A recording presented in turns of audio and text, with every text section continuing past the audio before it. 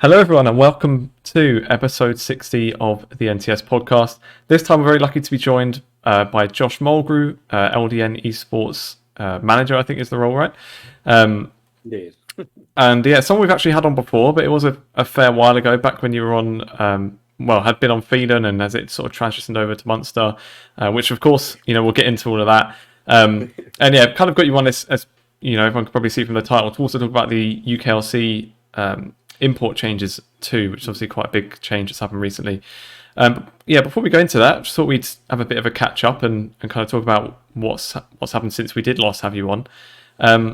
Which is sort of starting on maybe the not best subject, but it's the move from Phelan to Munster. Obviously, when we had you on, it was like when you just made the UKLC Munster Academy team. That was all sort of looking rosy at that point, I think. Obviously, we all know what's ended up happening with that org, and at least before they've sort of taken their own stuff over while they were still with Phelan. I suppose what was your experience like with that? When did you sort of start to know that things are maybe not as they seemed?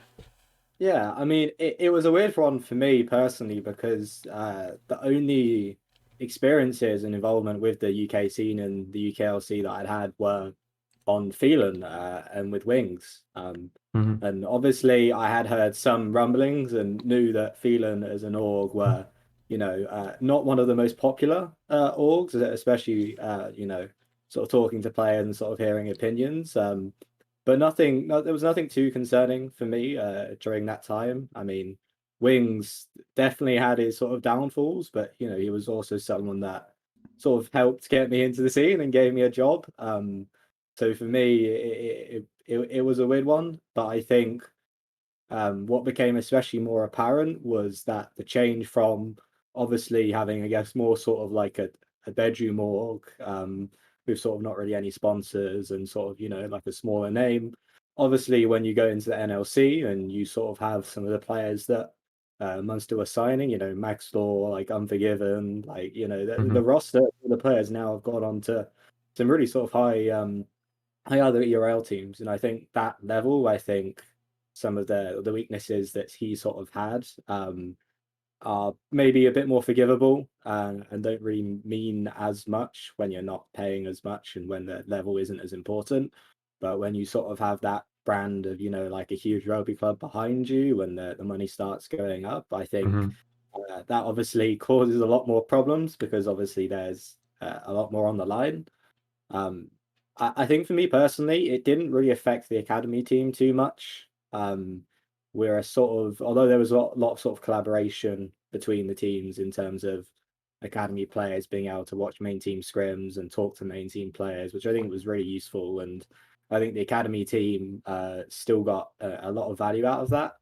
And obviously the amounts that they were on was insurmountable, I guess, compared to the main team. So whilst it was sort of annoying, all the payments sort of being really, really late, it wasn't to the point where, if you have bills to pay, you have all these other sort of commitments, it wasn't as much of a huge thing. So it really wasn't ideal.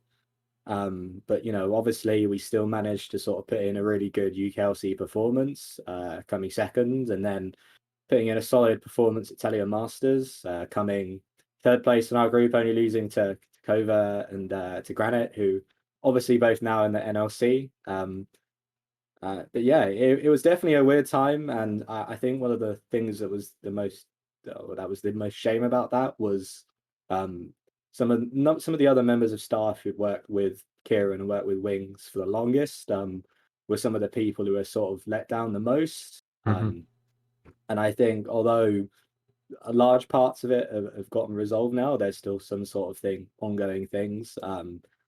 But yeah, it was just a shame, to be honest. I think for me, with sort of someone that you've worked with for so long, and ends up sort of getting stuck in too deep, and a lack of communication, and and just a lot of false promises made, and a lot of just misdirection and lack of communication. And I think if that communication would have been clearer from the start, like, the situation still would have been bad, but at least everyone knows exactly where they stand. Yeah.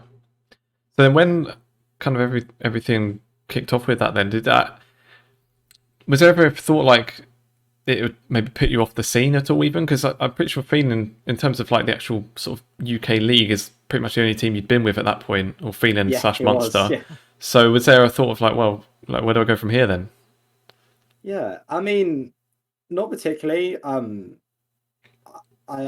It was still a great experience, and I think having that opportunity to be part of this AMOR for so long and sort of have freedom to build something and sort of do your own thing is nice. And I think obviously with some of the successes and experiences I'd had, like during the UKLC on Phelan and on Munster, and obviously I've done a sort of lot of stuff in the university scene as well. I wasn't ever sort of too disillusioned with this is bad, I'm not going to carry on, because for me this is something that I do that I enjoy, and it's all of my hobbies that I have this insatiable need to sort of take them seriously and do proper things. And obviously I think shortly after the off season ended, I'd always hopped in the London viewing parties and calls in Discord and talked to some of the guys over there, and Alfie as well. So shortly after I think that season ended, I got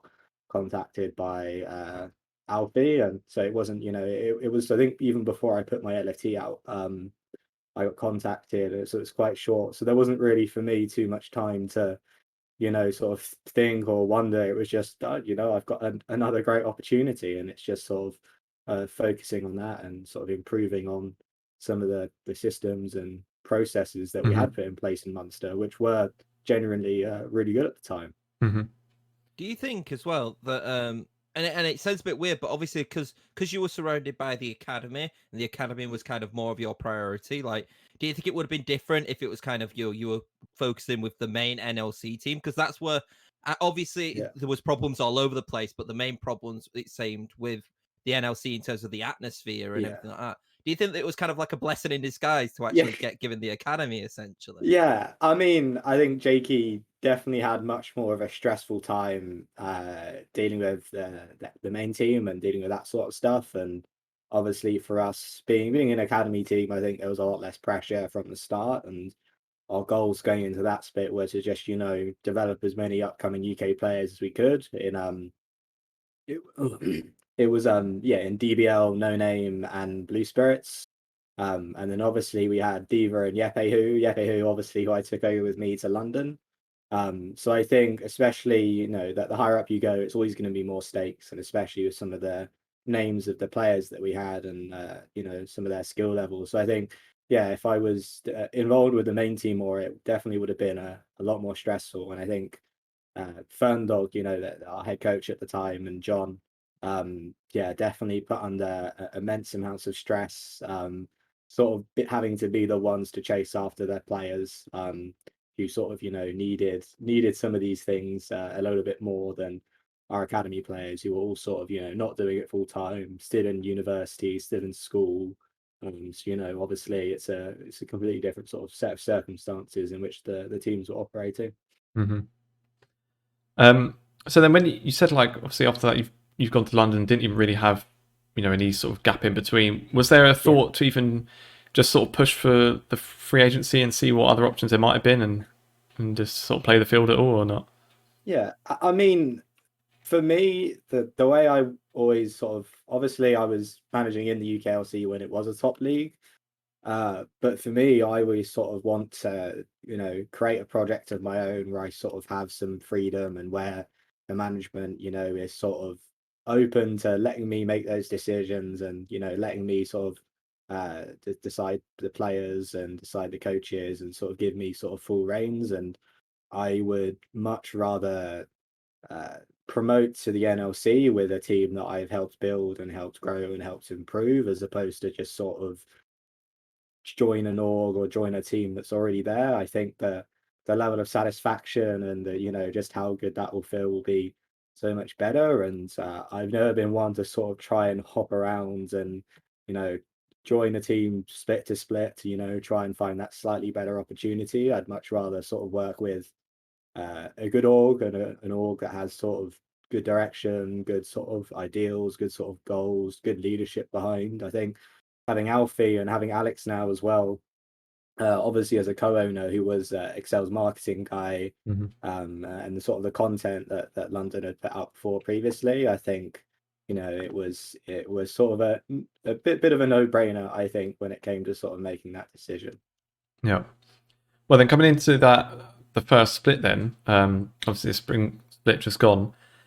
Well, just even looking at the roster, like when it first got announced, I was thinking, I saw it, I was like, what is Den Voxney doing not in the NLC? Yeah, And that was my first one. Was I looked at that when I first saw that roster, I was like, why is Den Voxney there? Like genuinely, like I think it was wondrous how you managed to get him in. But yeah, I think as Lee was going to say, like how was that roster building, or was it already kind of provided to you at the end anyway?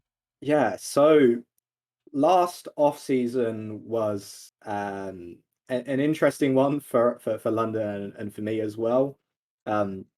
We sort of went into the split with sort of some strange expectations, because I think obviously with Resolve being in the league, their budget being many times larger than even their closest competitors, which probably was us last split. Sort of makes it difficult to sort of say we're going to go and win, we're going to go and beat them, because there are only a certain amount of things you can do in the levels of players and support, and in terms of being able to pay people for sort of more full time that you can do.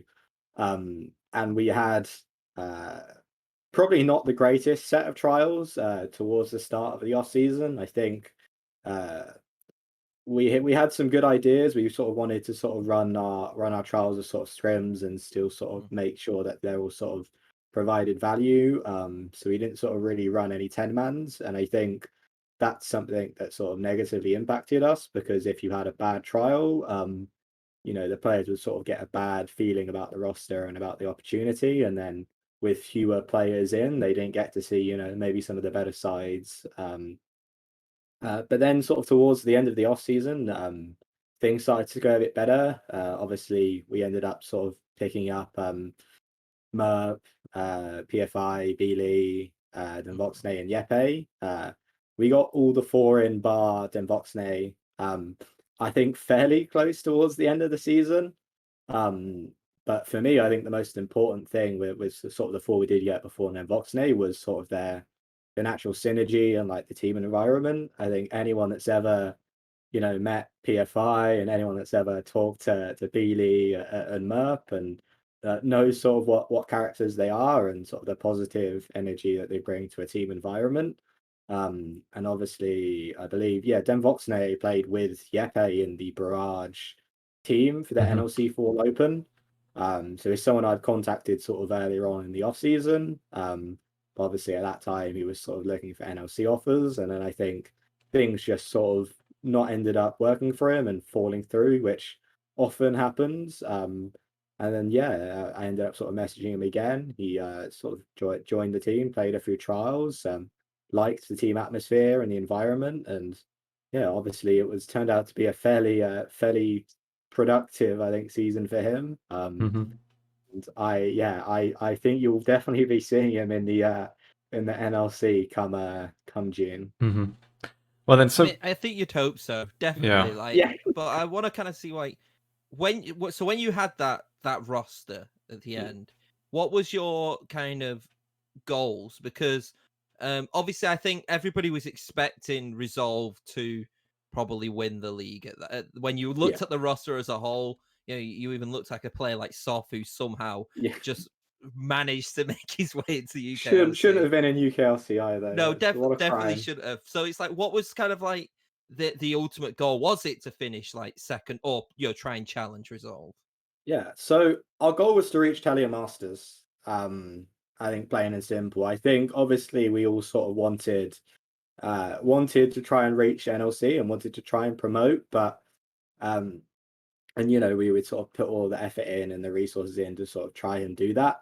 But obviously with Resolve in the running, I think as well, especially if we'd have won in that final, to go undefeated the whole split to 2-0 us, and then we go into the final of the UKLC, and it's a best of 5, and we ended up going 3-2, and I believe there was one fight in the last game in the mid lane at about 24 minutes where I think it was like Yepe who ended up getting caught just in front of our first mid lane turret, and then he dies, and then we're like, oh, maybe we can try and save something or salvage the fight, and then we ended up all dying, and that one moment was what I think stopped us from winning that game where we were ahead, and sort of changed a lot. But yeah, we were our goal was Telemasters, and I think all of the guys were sort of happy once we did get that second place. And obviously after how last split ended, where nothing was decided until um, the very last games of the week.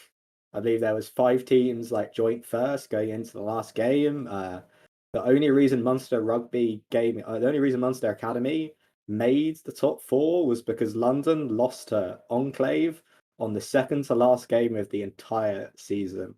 So it's definitely nice when we locked in that second place, and yeah, especially not in quite as crazy circumstances as well. Mm-hmm. And then I was going to say, I suppose it's Yeah. nice to have like sort of pulled away from that pack then, like you say it was. I remember it being like Yeah. ridiculously close. Obviously, Resolve with having maybe a bigger budget, you're kind of the best of the rest in that sense. Yeah. So I guess the pressure's on now then this season now that they've moved up.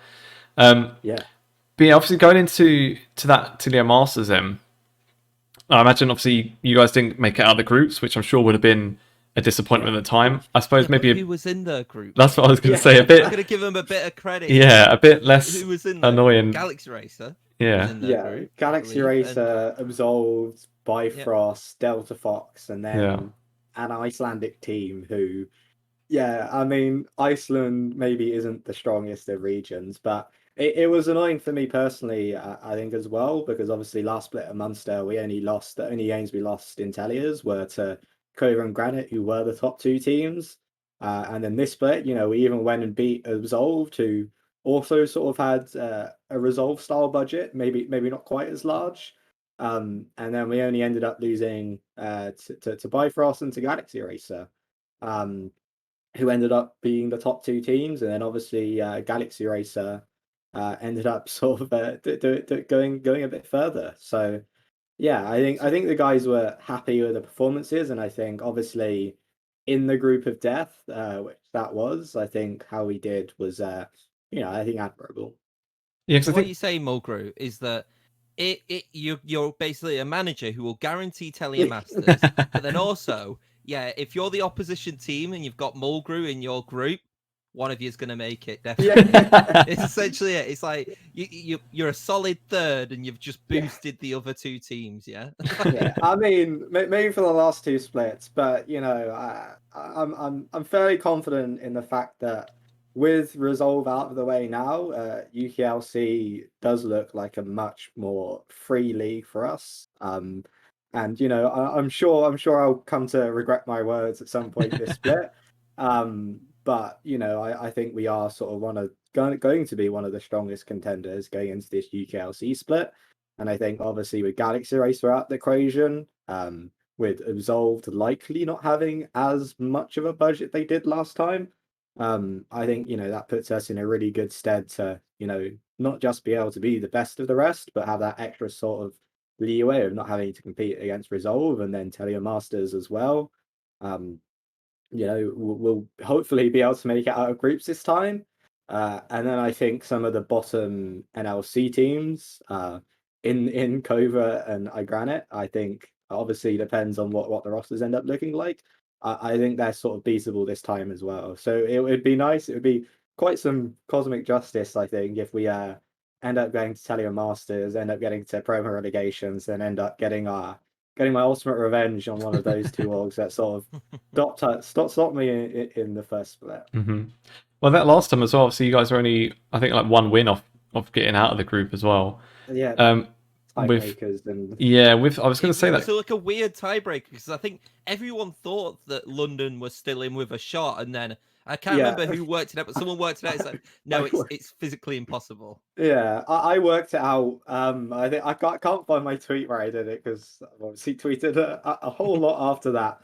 But yeah, I think after sort of our last game, when I realized, we'd lost to Bifrost and we'd lost to Galaxy Racer, therefore the only head-to-head we win is versus Absolved, and Absolved aren't in the top two, so it doesn't really matter. I believe if we'd have won like one extra game, or Bifrost had like lost one extra game against one of the other teams, I think it may have gone to like a head-to-head game, but there's not much you can do sometimes with format and the way it works out. It's just, it's just a mess. And I think, I hope Teleomasters from the first time to the second time, definitely, I think, made some good changes, moving from a BO1 to a BO3.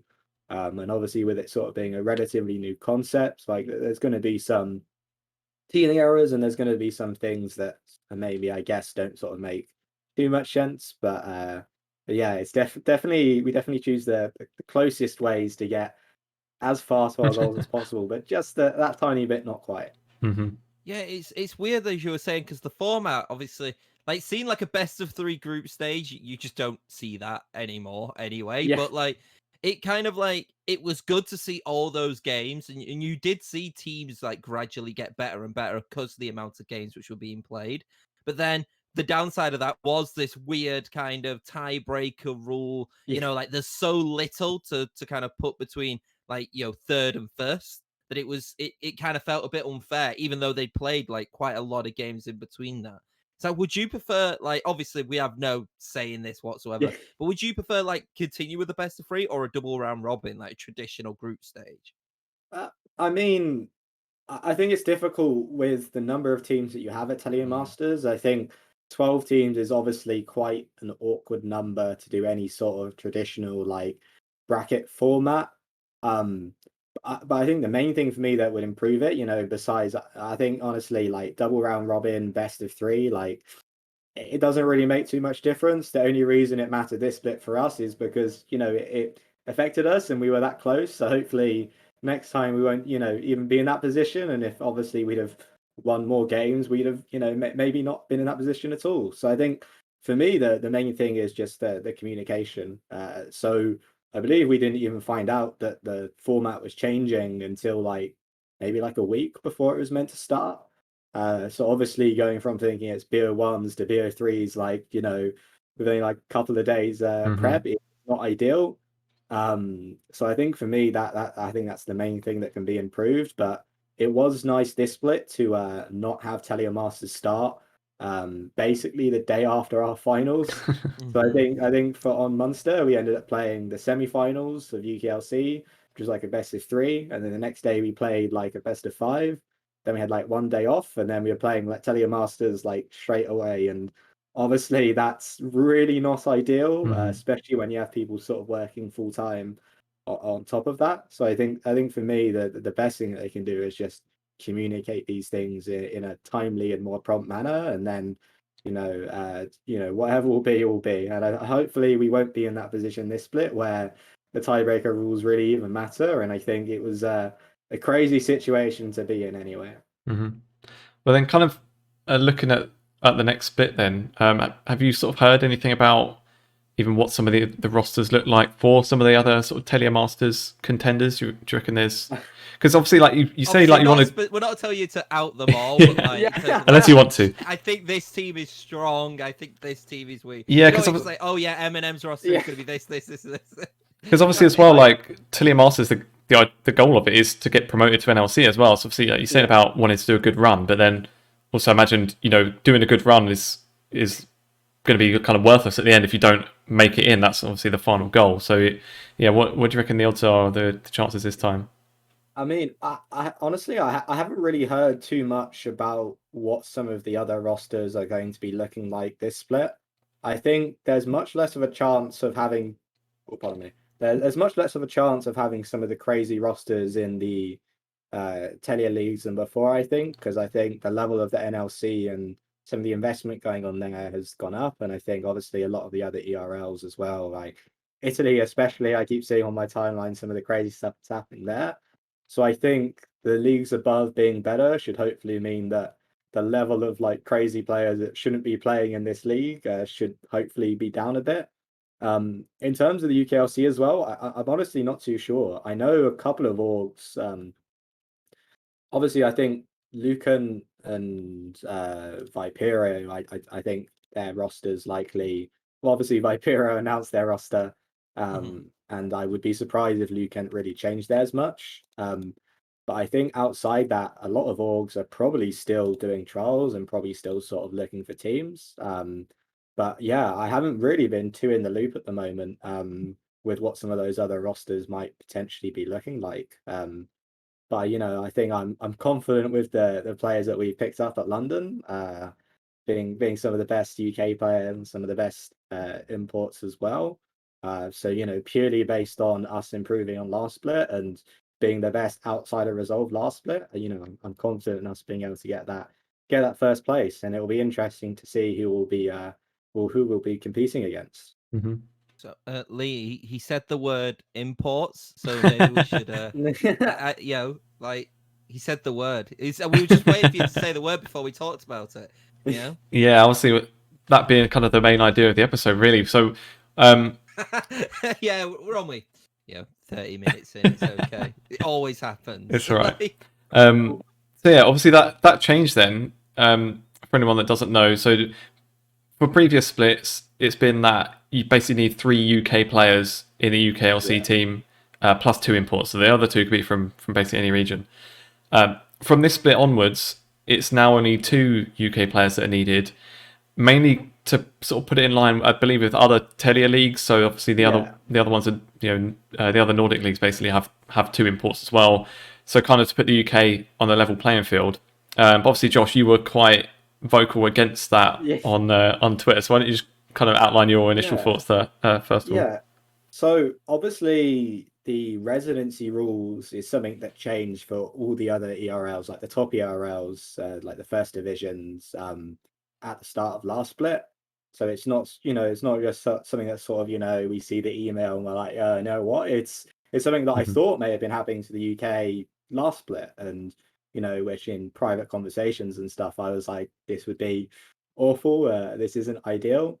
I think the way in which it happens, I think for people who don't know, Telia's is basically who runs the Telia Masters, and they also run the Telia series, so basically like the Nordic leagues.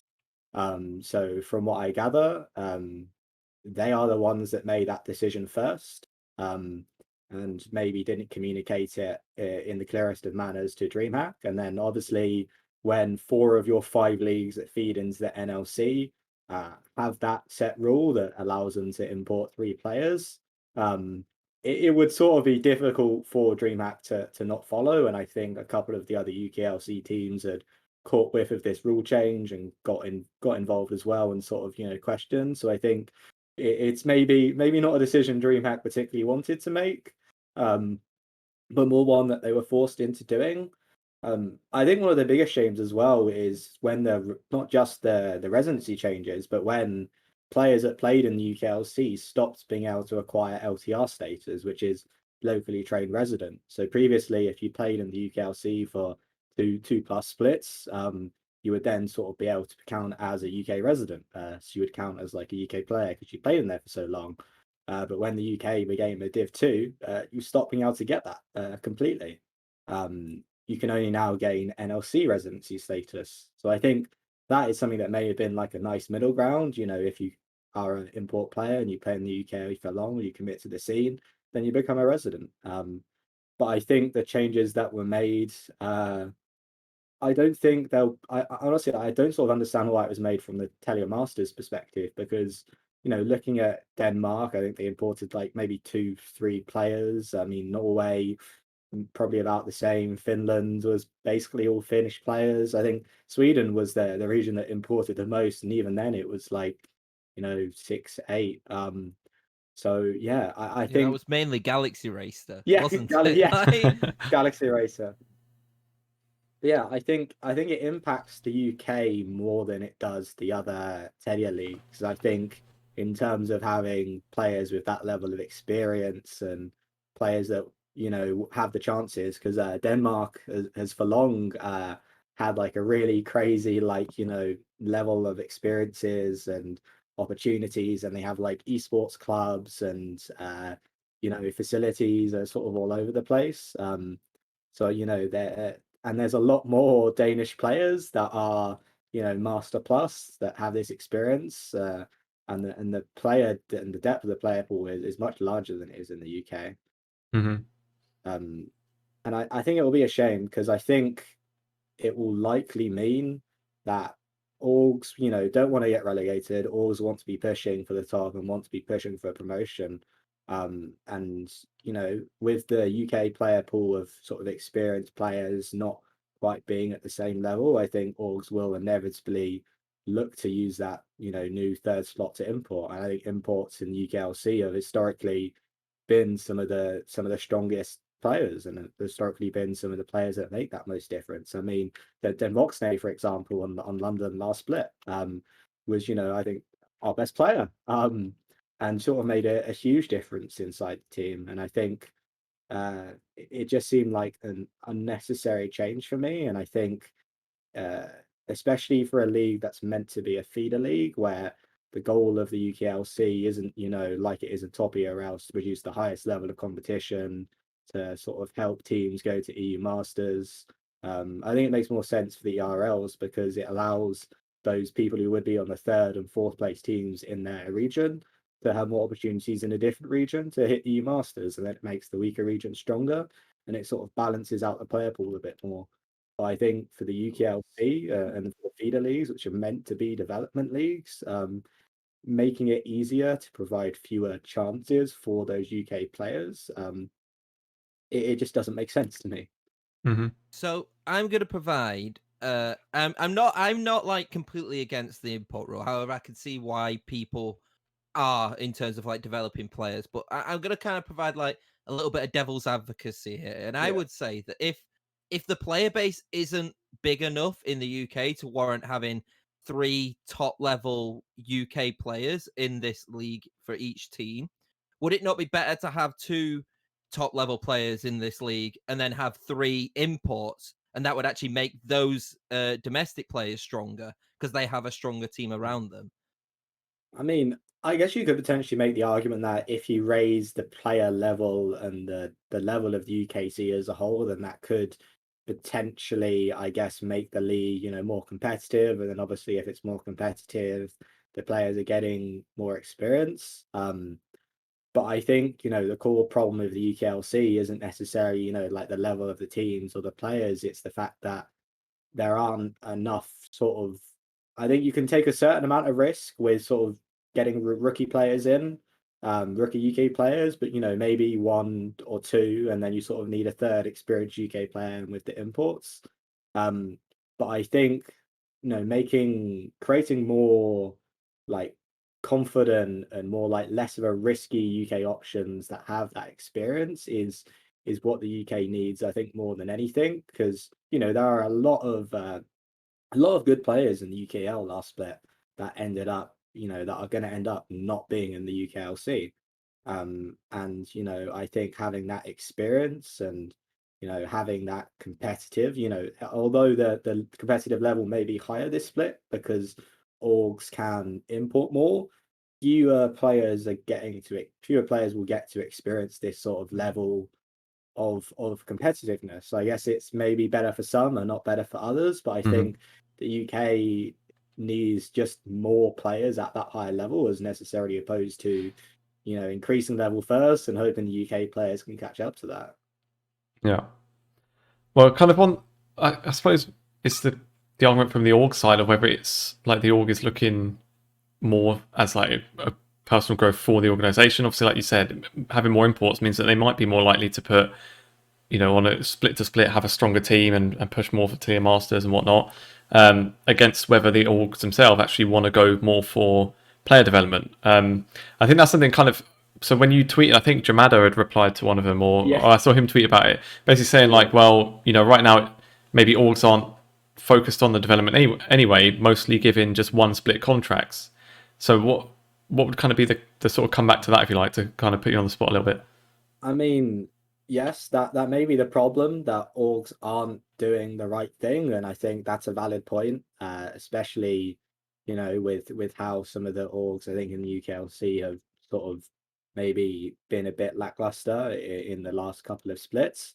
But I don't think, you know, because people are doing things wrong, you know, we're sort of assuming, you know, we're planning, if we plan around people doing things wrong and doing that expectation, then I don't think that's the sort of best way going forward. I think, you know, I think the best way going forward is to sort of set things up so that, you know, if orgs do the right thing, then that helps the scene overall. Mhm. And I think as well, like, I hope that not every team just has 2 UK players. Like, Yeah. I would hope that, especially if it's like a team where they aren't trying to go for, you know, Telemasters or, you know, but I hope kind of, you know, they do actually take that into mind, that yes, okay, it's been reduced, but it doesn't mean we have to do that. If we want to find a good UK talent and do that and still develop that, we can do. But I guess it does provide a little bit more of an option. But I guess as well, though, the main telling point is, and it's a counter argument to my own argument about, is there good enough players there? Resolve went 18-0, you know, or not 18. I don't know if it was 18. I can't remember how many they won. Because they won playoffs and stuff like that. But they basically went undefeated practically up until, you know, the playoffs anyway. Mm. And there was a full UK roster. So there is obviously talent in there. Obviously, you know, there was a big soft hole right there as well. Yeah. But still, like, that's still a full UK team which made it. So it does kind of counteract that. Yeah, maybe there is talent, and maybe actually doing this does, like you said, limit some UKEL you know, players into kind of working their way up, because there is a more reliable option. Definitely. Yeah. I Um, think Oh no, I was just going to ask, because obviously yeah. you said that you guys at London would still sort of keep using 3 UK players anyway. So kind of, when did that decision come from? Is that something you thought of, or did you I just sort of mean, discuss that with the org? no, I mean, it was something that we are going to do anyway. Obviously, we only got the news sort of quite late on into the split.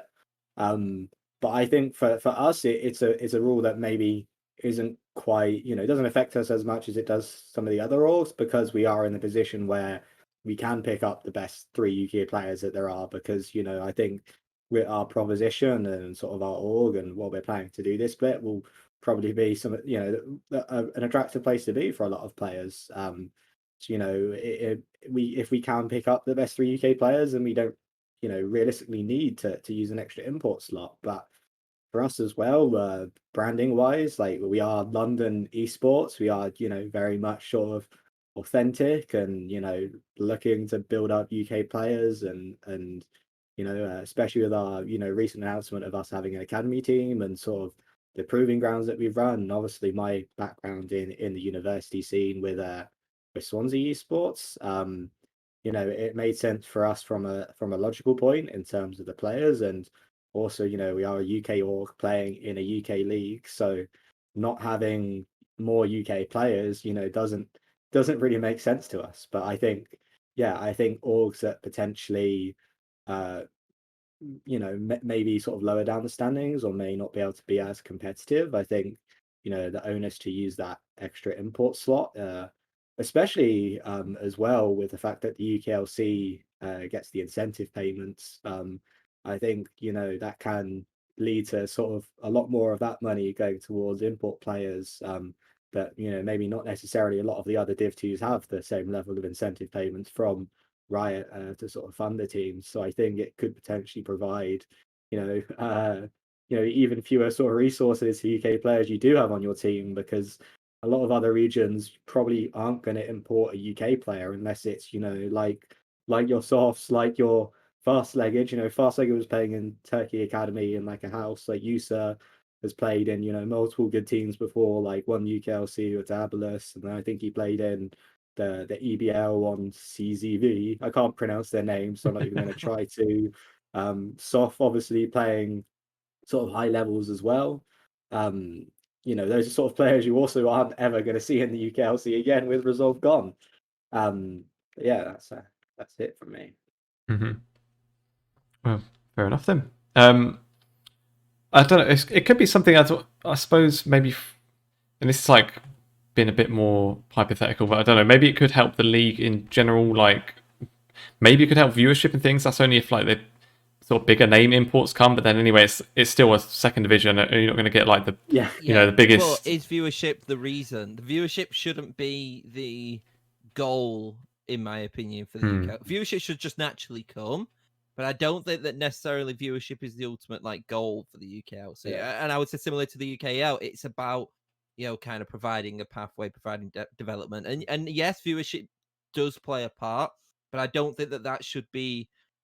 I would hope that they've not made this decision to follow suit because they're like, oh, we might get more viewership, because I feel like that's the wrong approach to take. And I don't think they have done that. No. But like, I think. Oh no, go ahead. Yeah, I mean, I think the UKLC has historically always struggled with viewership, even when it was like a Division 1 league. I remember going to the first media day I ever did, like, I think it was like, my first split, like, and now we're going into my fifth, like 2 years ago. This was when we had LVP UK and we had the tower format, which I don't want to get into talking about. This tower format needs to get brought up on every single episode. It just finds its way in. Like, we'll be doing this like 10 years time and they'll be like, oh, remember the tower format? I mean, anyone that was involved in it has just been permanently scarred for life, I feel. So yeah, it's a difficult thing to get over. But I remember, going to media day and LVP sort of doing the talk and talking about viewership and talking about all the sort of problems that have come with the league. Because obviously, if you have lots of other leagues that are broadcasting the same language, I think the league scene in the UK is probably more casual as well. For the people who do play, even though we do have probably quite a large player base, less of those people, are, maybe interested or even aware that we have this sort of level. So I think viewership obviously helps provide funding and helps satisfy sponsors and helps get more sponsors. So I think it's definitely important, but I don't think at all it's why the decision was made. I think it's more Telia Masters making that decision, or Telia's making that decision, and then obviously at that point, if you have 4 leagues that can import more players than one league, then it's not really going to work. Yeah, more or less like backed into a corner, really. I think on that one. Yeah. I think Alex, obviously, who runs UKEL and is I forget his role in the UKLC exactly. I think he even said it. It was more or less a case of once they all did it, they basically had no option but to follow suit as well. So yeah, one thing you mentioned earlier as well, just to maybe even sort of transition a little bit, was about now that you guys have been given the UKEL spot as well, kind of I suppose a further chance for yourselves to sort of grow some more talent. And you mentioned, I think off air as well, that was kind of quite a last minute thing. So obviously that's happened because of Resolve getting a spot from Barrage. So then their academy team has basically moved up to UKLC, which opened up a spot in the UKEL, which London have got an academy for now.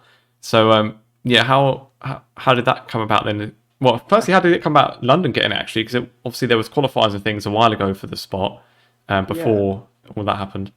So obviously we put a roster in. So basically, how we always wanted a UKL roster, always wanted an academy team, and obviously as an org, that's where London started, was in the UKEL before we promoted to the UKLC. So originally, when we were preparing for the UKEL Open Quals, because that's how you sort of get into UKEL, we ran a Proving Grounds tournament and we got, I think, 60 plus signups and managed to make sort of 8 teams. And in the winning team, we basically ended up picking 4 out of the 5 of them, and we only didn't pick the 5th up. A 17-year-old called Curl, a Danish top laner, was because he played in LDN Esports Series Denmark last split on ATR Esports. And so obviously after that, we kept the guys together. We got in Zuki as our top laner, and we went into the UKEL Open Quals, and we ended up sort of coming, I believe, 3rd/4th. Losing to X7, who had been together as a team for, I believe, like the last 2-3 months, and had some coaching and had some funding behind them, and we ended up losing. So I believe it was us and Realm Gaming. So obviously Resolve and X7 ended up getting those spots in the UKL because they came 1st and 2nd. but then it was us and Realm that came third/fourth. So obviously with the extra spots becoming, you know, available, you know, we were, you know, the next place team, so that's sort of why we were offered the spot. That makes And sense. it's because you wanted a London v London matchup, isn't it? Yeah. Clearly, that was it. Of course, we got to show who the better London org is. Mm-hmm. Wasn't there like an exhibition match during the off season as well? Yeah, we Who did won that one? we did, of course. Yeah, so that was a charity sort of show match we did between the two Londons, which we used our sort of academy team for, and it was sort of a lot of fun. We managed to raise sort of I think a good amount of money for the charity, and the stream and the production on that was amazing. And obviously, giving the players that we'd got in, you know, a lot of whom didn't realize that this existed before. So, you know, especially with, you know, Chrysis, who was our jungler, and Niza, who was our support, having talks with them after the proving grounds and explaining to them the ERL system was, you know, they were like shocked. They were like, you know, what is this? I never knew this existed. This is pretty crazy. And, you know, it was a sort of a fun tournament to play in. And I think we ended up beating them fairly summerly. But, you know, I think the roster we had there was pretty cracked. And I think talking to some of the guys, you'll definitely be seeing a lot of them in the UKEL next split. Mm-hmm. Do you think that the UK proving grounds then like was like a success in terms of kind of like you said then, like just raising awareness of here's actually a scene which you didn't even know kind of existed, you know, and actually, you know, you don't need to just be straight in. Like, I don't know, maybe some of them might have known of the NLC, like that just off like passing and stuff, but not heard of the UKLC or the UKEL. And so, like, do you think that actually it's helped kind of spread the word a little bit, whilst also getting these players who actually potentially could have just missed out on being really great players through development actually have a chance now? Yeah. I mean, it was an incredibly successful event for us, I think. It was sort of based on the fact that, you know, obviously for me being in the UKLC for a while, my knowledge and sort of info on UKL sort of level players probably wasn't the greatest, and I needed a way to see as many UK players in as short a time as possible. And you know, it sort of provided the double advantage of I get more info on a lot of players, and obviously I ended up posting in a couple of University Society Discords and in some of the null chats as well, because I'm sort of our null society rep for Swansea. So posting in there, we sort of got a lot of people that were interested, and also posting in the UKLOL in-house Discord. Yeah, so it was great. I think it was a really successful event, and I think anything that gives UK players more chances to show themselves it is really good. And I think, yeah, I mean, it's definitely something we'll be looking to do more going forward. And I think, especially with the fact that, you know, we were looking for that academy team at the same time, sort of maybe provided a bit more onus for players to get involved, because then they were like, you know, it's not just an in-house game, which could be really good and fun, or could be complete and utter mess. It was, you know, a tournament that was run, and then there was actually some sort of realistic, tangible sort of prize at the end, I guess, with sort of, you know, being able to join an org and sort of be part of an academy team that already has some sort of experience in the UKLC, which is a level above. See, Mulgrew, you've missed out a great content opportunity there, Yeah. then, and it's like Bachelorette style, you know, where it's you with the London jersey, and it's like picking the UK player to represent you in the academy. Like it would have been great. Next season though, next split. Next season, yeah. I mean, we're definitely running the event again, and it's probably something they're going to look to run, you know, more frequently as well. And I've already sort of got plans and ideas, and I've had chats with Alfie and Alex about, you know, how we could maybe expand it, promote it more, and provide sort of more value. Because I think for us, it wasn't just wanting to find something for ourselves; it was providing some sort of value opposition to the players as well, because a lot of them won't be able to make it. You know, we can only have 5 players on a team, but you know, still giving them something and making it like a fun and sort of, you know, that value experience for them is great as well. So yeah, expect some upgraded proving grounds from us next split. Wicked. Then when it came to, obviously you guys eventually did get a place in the league then after that.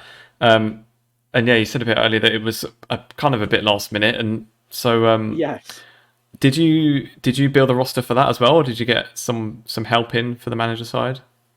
No, so because I only found out the day before the Resolve Barrage thing was announced, basically, that we may potentially be getting that UKL spot.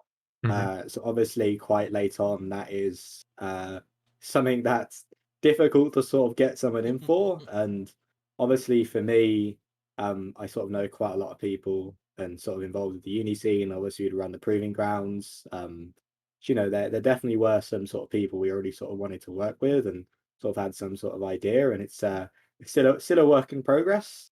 But yeah, I will likely be looking for someone to help me out with the academy team sort of once it's built. But at the moment, it's just sort of finding those last sort of couple of players.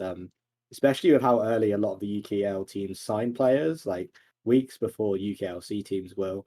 Yeah, it's maybe slightly more of a challenge. But, we're still looking to have a pretty strong roster. But yeah, it is just me at the moment, sort of doing UKLC and UKEL. So I've definitely been having a very, very fun time over the last couple of weeks. But I think once our rosters are announced and once we sort of started getting things, more locked in place, it's going to be sort of satisfying. And I think then I'll definitely look for someone to join me in helping out with the adminning of the UKL, and then so off seasons going forward aren't as crazy. Yeah. Yeah. What is the goal then with that academy team? Is there a thought to try and, I don't know if it's even possible, with like if you were to get promoted, can you like sell the UKLC spot, or is it more just about getting players that eventually you could move up until Yeah. up to the main team? So I think if London main team promoted into the NLC, I mean, I'm not sure how it would work. I'm not sure if we promoted this split and so did our academy team that would be able to work that way. But for us, it's building an academy, and building an academy system and sort of developing those UK players. And yeah, so that's what we're looking to do. I mean, we're looking to sort of use 5 UK players for our academy team. I think there's no reason why a lot of orgs wouldn't be able to do that and still have a successful team. But obviously, with it being our academy team as well, it's mainly just to provide more opportunities for UK players and obviously allowing them, access to main team scrims, talking to main team players, like talking to main team coaches, being able to sit in on some of the higher level scrims that the UKLC team will be able to get. It is a valuable experience. And then obviously that gives us more information, like going into next split on, potentially if some of our best players get poached by other higher ERL teams because of their performances, then we might have 1 or 2 players that we can sort of move up into our main team. And obviously, I think being part of an academy system, especially the one we're looking to build, will sort of provide, experiences and opportunities for UK players. So I think when I'm going to say when we promote to NLC, I think the goal will probably definitely change a bit because I think having a NLC team and an academy team in the UKLC is, definitely the goal, and it sort of allows us to bring on board like a higher level of UK player that maybe wouldn't really want to play in the UKL at the moment. But yeah, for the time being, especially with sort of the short time frame that we have, it's just putting together a good roster and putting together some UK players that we feel like have potential, and I guess sort of going forward from there. Nice. And do you know, are you able to like swap players around during the split at all? Do the rules allow that? So I believe you're allowed to move a player up, but once you've moved a player up, you can't then move them back down. Right.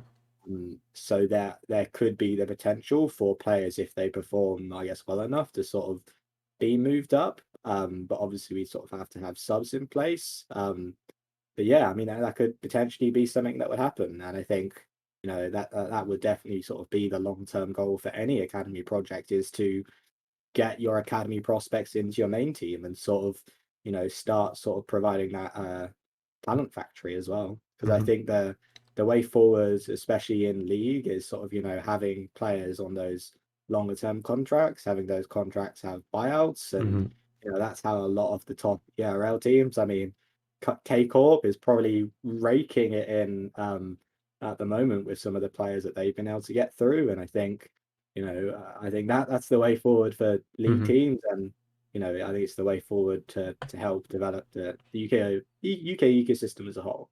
Yeah. Yeah, you're right. I think it's definitely like, because there's always been this thing of kind of how can you make these sustainable? Because at the end of the day, a lot of these are passion projects, a lot of these hobbies. They're not full time, but at the end but still, like, they've got to be sustainable. They don't need to make a profit necessarily, because like I said, a lot of times it's a passion project, but you can't be losing a lot of money on it.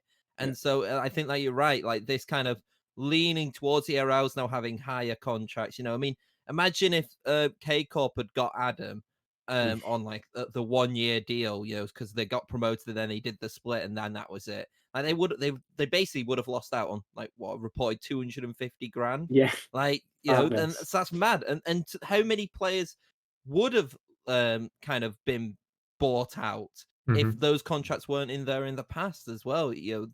There was probably be quite a few, especially with the talent pool of how it keeps going. So I think you're right. I think that is definitely kind of where it's leaning towards, and trying to lock down these players at least for like a split now. And we've seen it even in the NLC, like reportedly, like there are a few teams who have kind of stuck with a lot of their roster for an entire split this time and not done a half a split deal.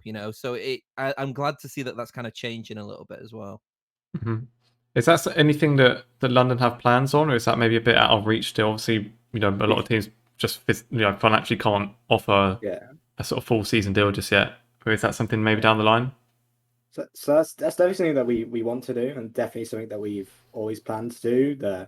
I think the problem is, firstly, if you're not in a top ERL, it's really difficult to get players to physically agree to it. Even if you potentially did have the money, because players are always going to want to go to the higher level and always going to want to maximize their opportunities, and it would be very difficult to get a player to sign a contract where they did have some sort of buyout, I think, at this level. And I think another problem as well is when you are signing people for longer term contracts, you have to pay them in the off season as well, which is often 2-3 months long, and when that incentive money isn't coming in, when you don't have the social media metrics and all that going on in the off season, that's a really, really difficult thing to do. Makes sense.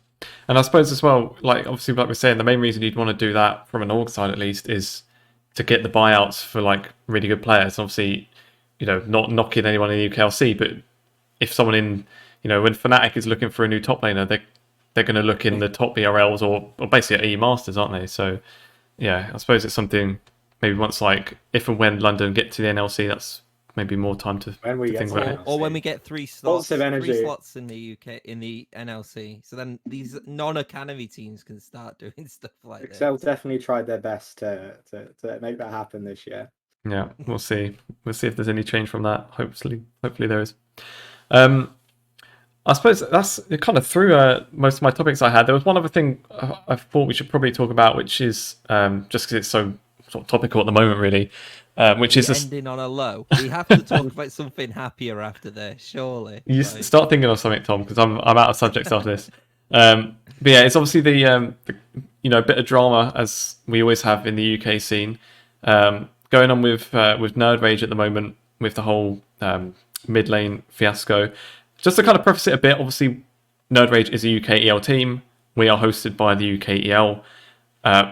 And they are, as Alex, the owner, has said, there is an ongoing investigation about it. So in terms of sort of details of anything that's going on, Tom and I just don't know anyway. So, we couldn't tell you if we wanted to. But obviously, there's nothing that's about an investigation that's going to be announced. What we can do at least is kind of give our views on at least what's public and tweets and things that have been made. So basically anyone that doesn't know what's gone on, I forget the exact player or the name of the player that said it. Fadel. There you go. Has come out basically saying that he was he had a verbal agreement with NerdRage that he would be their starting mid laner, and then they changed their mind basically, and just sort of said, be careful, anyone that's dealing with them. And then there was, a fair few other people came out saying that they'd heard things in the past. But then the bit that kind of struck me the most was that NerdRage then came out with this statement on it, this twit longer, which was, from my opinion, sort of questionable at best. Where basically they said, yes, we agreed that he would be our starter mid laner, and then after a few more trials, we changed our mind and offered him a sub position instead, and then the player chose to leave, and then kind of sort of whipped out the victim card really, and basically said that we're trying to build a good reputation, but as soon as anyone gets a chance to, they always take digs at us and whatnot. I thought it was a bit of a strange one, especially kind of considering that in the first few lines of the statement, they basically did admit that had happened. So they had a verbal agreement with the player. So they had told him, you will be the starting mid laner, and then changed their mind, which is obviously, I think, the first sort of questionable thing anyway. What are your kind of thoughts on that? Obviously, Mulgrew, you would be someone that would be dealing with that sort of thing at London, where you're offering spots out. Is that a normal thing to sort of offer a spot, and then I suppose without their defense is that no contract was signed. Out that he was also at Munster before this as well, and obviously we're not saying that NerdRage was the completely different kind of separate entities, but I'm interested to see your take on this, Mulgrew, anyway. It's definitely not a normal situation to offer a player a spot and then later change your mind. I think if you are doing that, if you're not sure, or then don't offer the player the spot in the first place. And I think, it's just a strange thing to happen, because I wouldn't offer a spot to a player when, I wouldn't think they were good enough. And if they've, changing their opinion that much, then I think, that's just, I guess, a potentially weird thing, I think, to do. But I think it also shows the importance of before you cancel other trials and before you sort of commit to an org, make sure they've sent you a contract, and sort of always push for that, and sort of as soon as you can. But I think a lot of the time, especially when there's obviously limited amount of spots in teams, players are not going to assume like an org's going to con them, and most of the time they won't. But I think the NerdRage treat was one of those Jose Mourinho, should have been if I speak, I am in trouble, so I do not speak moments. And I think sort of a lot of the backlash has sort of been around sort of their response, which probably hasn't been the greatest. I think especially considering some of the other recent sort of things that have come out regarding NerdRage, and I think it'll be interesting to see what happens going forward. Yeah, I think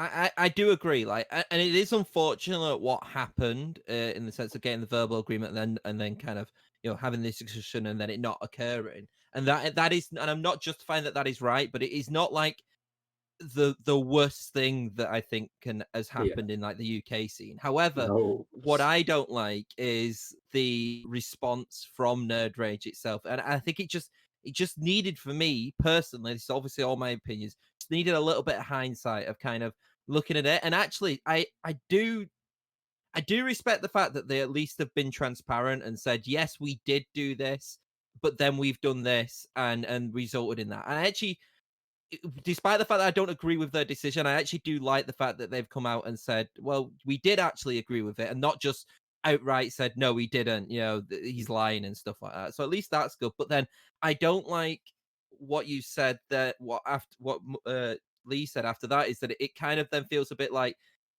stop having a go at us, and yes. I said to me before, like, I don't like the word witch hunt.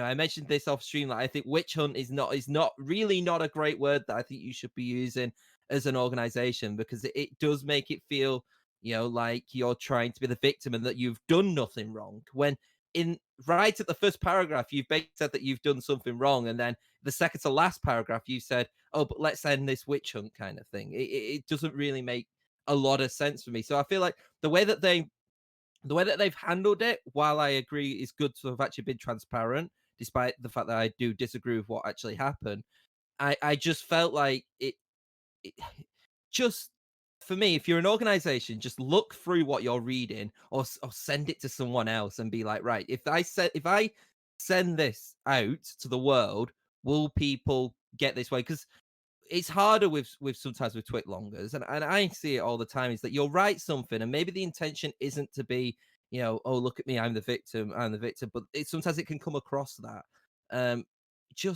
Please don't make statements like this, because it did genuinely make it worse. Yeah, because I feel like it almost tweet less, think more.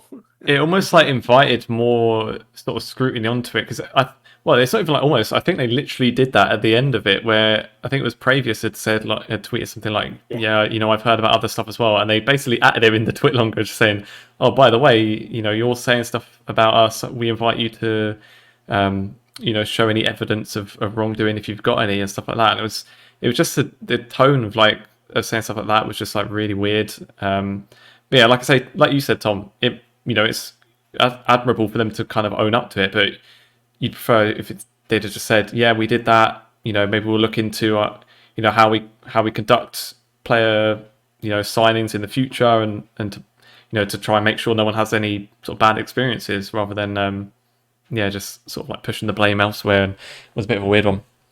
I think the best thing was Previous ratioing them with like a picture of a penguin. I think that really sort of sums up I think everyone's views on it. And I think a lot of the time it's just better to come out with a straight statement, admit you've done wrong, and then sort of say you're going to move on, as opposed to playing the victim. And I think in that situation they definitely weren't the victim. I think being called out for maybe not managing things in the best way is going to happen. And I think I think especially when in the past they've maybe had a couple of these things happen, a big twit longer where you do sort of try and complain a bit, like you're being unfairly targeted, is definitely not the best response. But all we can hope for is that hopefully they try and learn from this experience, and they sort of don't do this again, and sort of improve going forward. And I would also say, please, if you're a player, and I do hope that when people have these situations occur in the UK scene and they're around it, that they also learn something from this. But please, don't ever kind of take like a verbal agreement. It, like, if you are actually if you want to kind of do this, like in terms of getting a contract and stuff, make sure you get that contract, because it, the unfortunate thing is that NerdRage, while maybe morally were wrong to do what they did, there was nothing like legally wrong with what they did. They verbally agreed, but then they tried someone else, and then they got someone. The verbal agreements don't mean much. You try and push for that contract a little bit more, and make sure that that's solid, because it could cost quite a few people that. I tell you what it's going to be like to maybe transition into something a bit more lighthearted.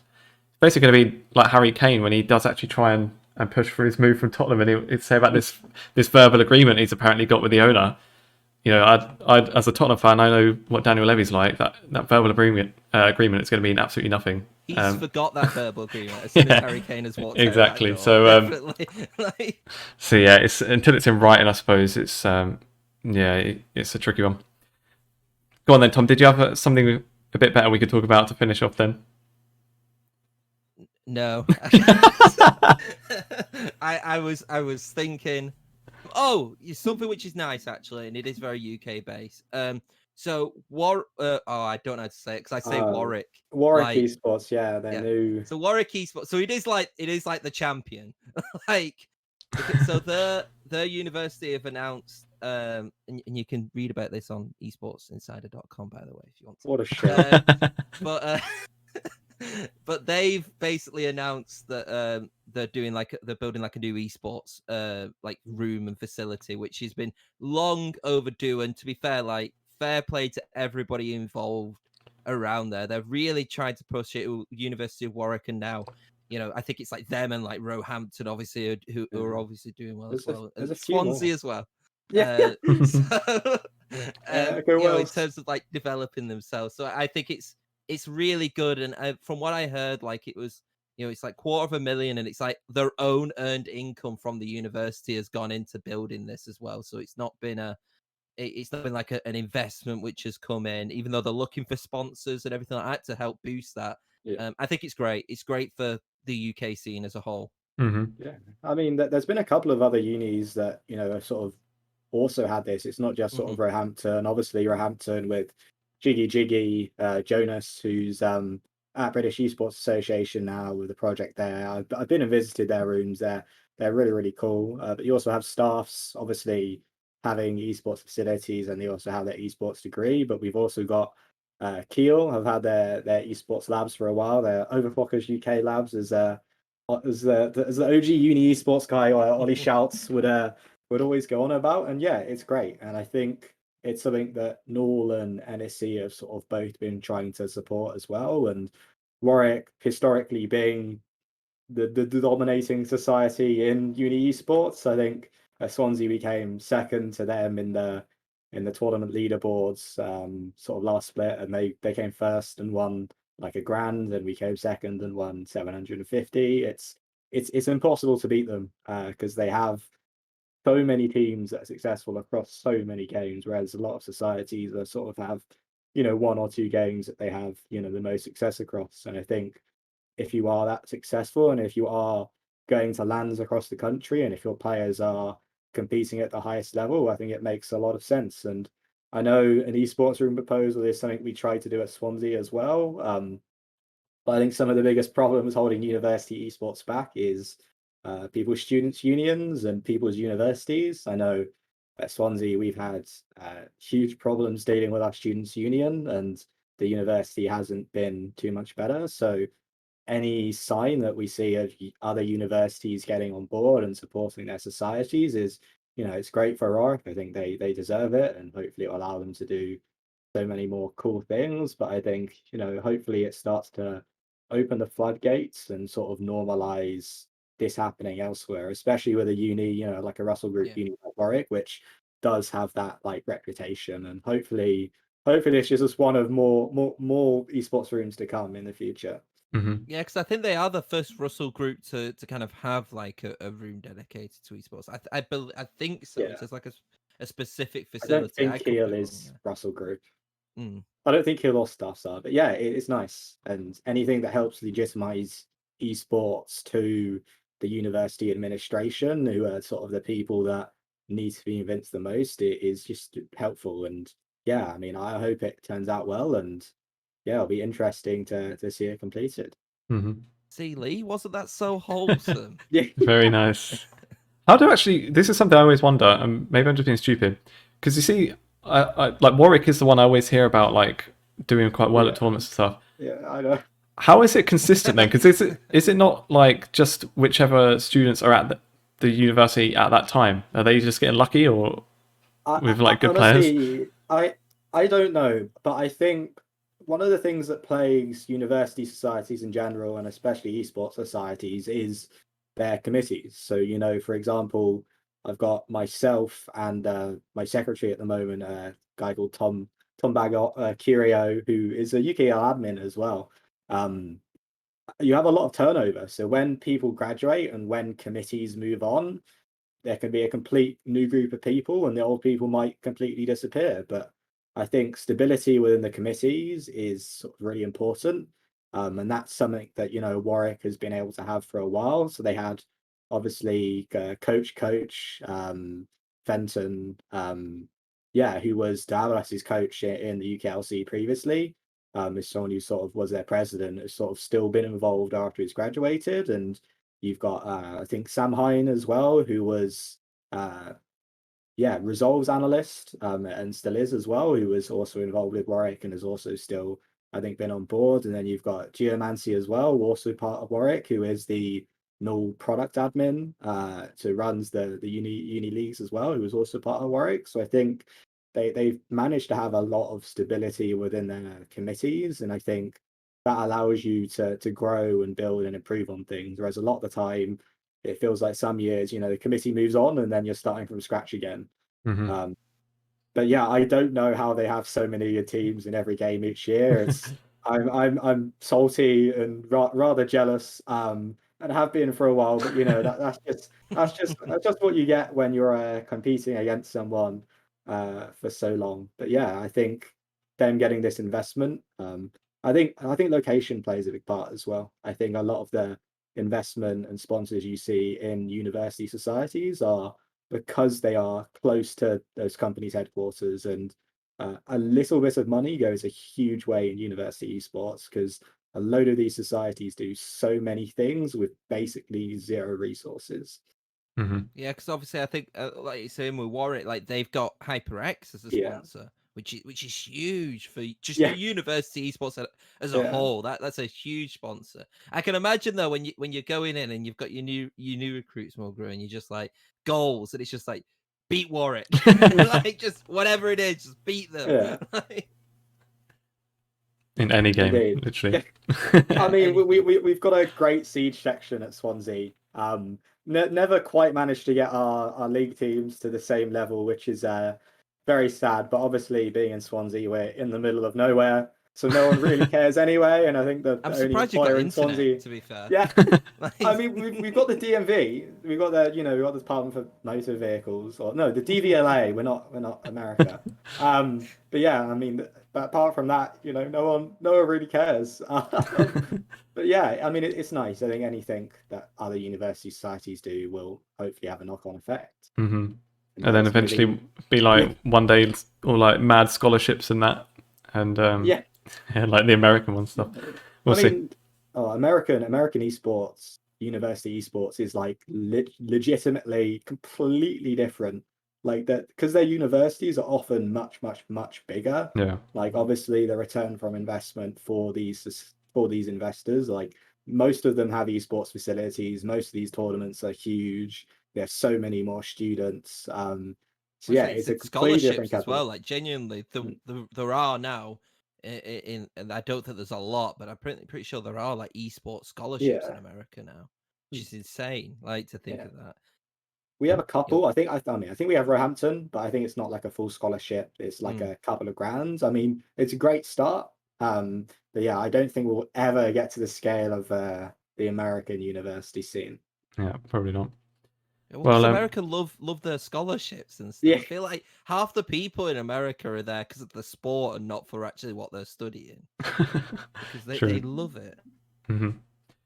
Well, on that, I think we can probably wrap up for today. So, yeah, thanks for coming on, Josh. Nice to have a catch up, and been a yeah, pleasure. best of luck with the split, and we'll probably have you on again sometime soon. And When you've won Telemasters, that's the only Oh way. yeah, Like, I'll come back on for my victory speech yeah, and make some sort of meme about Resolve, and this is how you get to NLC. But hopefully, preparing it. Hopefully, it'll happen. maybe you'll take their spot. Who knows? Oh, the storyline! I can picture the storyline now. Yeah, Oh, what a dream! and then like, a couple of seasons time, then London United will be the ones trying to take your spot, so we can get that rivalry back as well. the full circle. Yeah, let's see.